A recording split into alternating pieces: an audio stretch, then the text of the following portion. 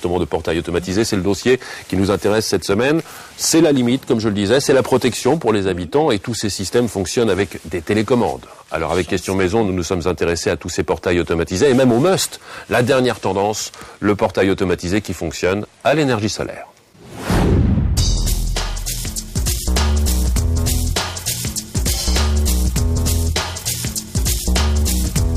Un portail, c'est un ouvrage en serrurerie, en alu, en bois, à 1 ou 2 vantaux. Donc là, vous avez 2 vantaux, un portail, des vantaux.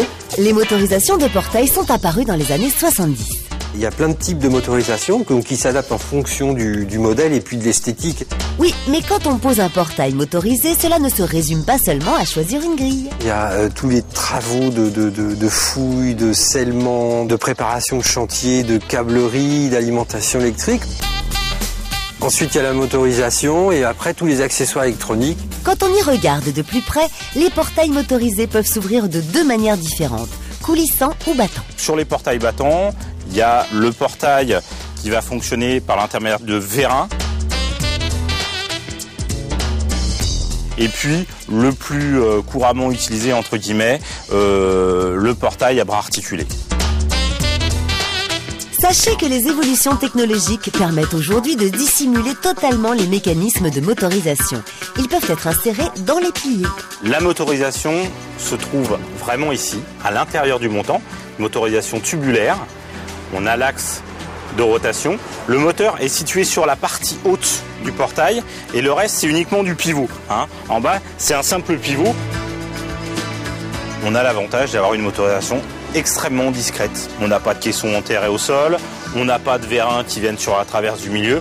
On est vraiment sur quelque chose d'extrêmement discret. On peut aussi mettre les moteurs dans le sol. C'est la solution qui, par contre, est la plus contraignante en termes d'installation parce qu'il y a beaucoup de travaux à faire autour du portail. Donc là, ils sont en train de poser la pilasse du portail et après, il faut faire toute la fondation, l'encaissement de la motorisation et puis après, ils pourront faire les réglages électriques, etc. Et le système enterré, on va dire que c'est l'idéal dans le sens où une fois que l'installation est terminée, ça ne se voit pas du tout. Et la deuxième façon d'ouvrir son portail est de le faire coulisser. Pour coulisser, il a besoin d'un rail de coulissement, un rail inox qu'on vient fixer au sol. Et puis ensuite, il a besoin d'une crémaillère pour que le pignon du moteur l'entraîne. Donc les portails coulissants sont des portails qui sont un petit peu plus lents par rapport à des portails battants. Le côté pratique, c'est de dégager toute la partie intérieure où les voitures rentrent. L'inconvénient, c'est que ça demande de la place en largeur. C'est-à-dire qu'il faut avoir la largeur du portail 2 fois pour pouvoir faire coulisser le portail coulissant. Côté sécurité, les portails motorisés sont bien équipés pour éviter les catastrophes. Lorsqu'un portail rencontre un obstacle, la carte de gestion calcule l'effort et renvoie le portail en le sens inverse. Vous avez aussi un système qui est sécurisé, puisqu'il est anti-pincement, c'est-à-dire que si un petit gamin laisse sa jambe, il ne se fera jamais pincer. Si malencontreusement j'ai une main ou un bras qui reste coincé entre les deux, effectivement je vais ressentir quelque chose, mais c'est pas non plus extrême. Je peux tranquillement enlever ma main et que le portail se referme quand même. Ah, pas bobo, je vais très bien. Le prix des moteurs va de 900 à 2500 € et ensuite il faut ajouter le prix du portail. Comptez au moins 2000 € pour un portail motorisé. Mais la facture peut monter jusqu'à 6000 €. Alors pour avoir une petite remise, il y a un petit truc à savoir.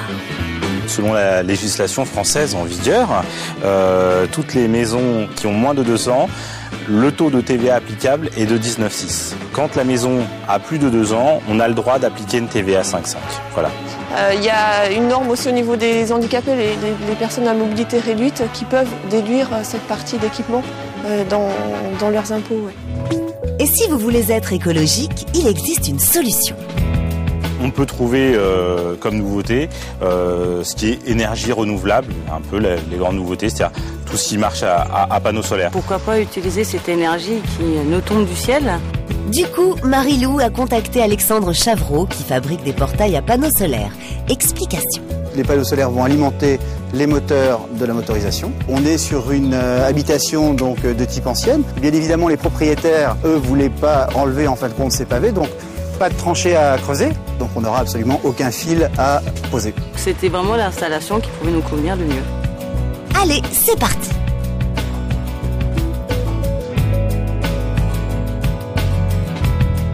Le panneau solaire va emmagasiner l'énergie, donc là en l'occurrence on voit qu'on est à l'ombre, mais ça pose absolument aucun problème.